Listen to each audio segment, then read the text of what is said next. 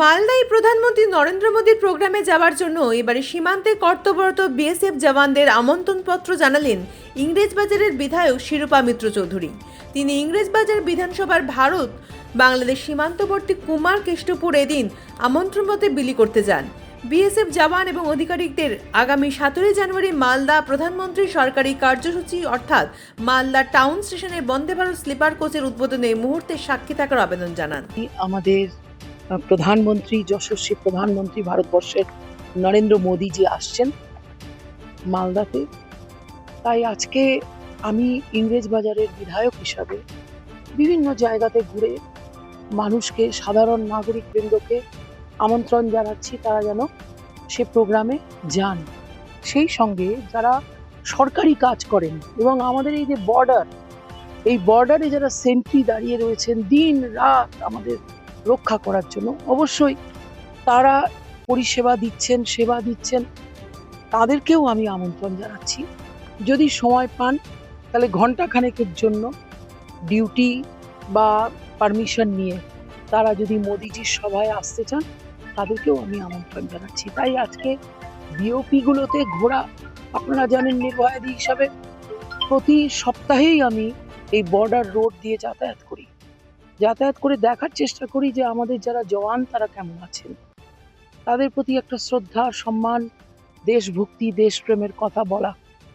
এছাড়া আমাদের এই মালদা, মুর্শিদাবাদ, বারবার বলেছি যে এখানকার ডেমোগ্রাফি চেঞ্জ হয়ে যাচ্ছে। আজকে অনুপ্রবেশকারী, ঘুষপেটিয়া, ইল্লিগাল ইমিগ্রেশন, এগুলো আমরা এখন দেখছি যে ন্যাশনাল স্টোরি হচ্ছে। কিন্তু আমি যখন থেকে এখানে লড়ছি, বা আমার অনেক আগে থেকে আপনারা সাংবাদিক হিসাবে লড়ছেন পথে ঘাটে, আপনারা দেখেছেন যে এই ডেমোগ্রাফি একদিনে চেঞ্জ হয়নি। এই 60-70 বছরের যে কুশাসন, সেই শাসনের জন্য পুরো অব্যবস্থা ছিল। সেই অব্যবস্থার জন্য আজকে আমাদের এই এলাকাগুলো সম্পূর্ণভাবে আমরা দেখতে পাচ্ছি captured by in many cases illegal immigrants। এবং সেটা আজকে যে এসআইআর প্রসেস চলছে, এই প্রথম কিন্তু সারা পশ্চিমবঙ্গের মানুষ, ভারতবর্ষের মানুষ এটাকে খুব সিরিয়াসলি নিয়েছে। আমি দেখতে পাচ্ছি সাধারণ মানুষ যারা ফর্ম 7 নিয়ে আমার কাছে চলে আসছে, যে জমা নিল না ভিডিও, দিদি দেখেন ফর্ম 7 কি হয়েছে। জানি তো আমরা এখানকার লোক না।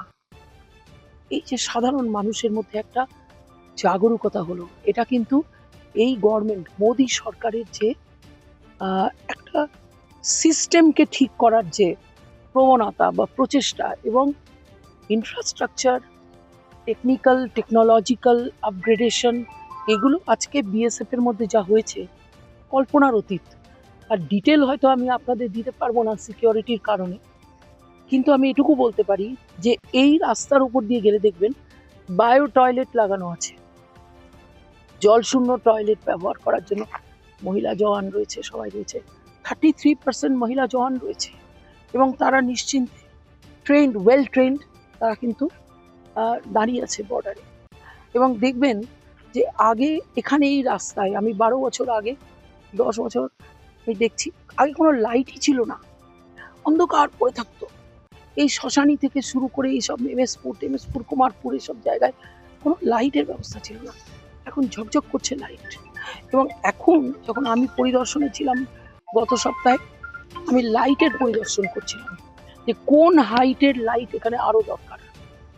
তাতে চুলচেরা লঙ্গিটিউড, ল্যাটিটিউড নিয়ে যেভাবে বিএসএফ এর জওয়ানরা, অফিসাররা আমার কাছে প্রতিবেদন দিলেন, তার থেকে বোঝা যায় যে টেকনোলজিক্যাল যে ক্যাপাবিলিটি আমাদের আছে সিকিউরিটি ফোর্সে, সেটা অনেকটাই বেড়েছে। এবং আজকে মোদিজি আমাদের এই বর্ডার ডিস্ট্রিক্টে আসছেন। এই বর্ডার ডিস্ট্রিক্টটাকে উনি চুজ করলেন কেন?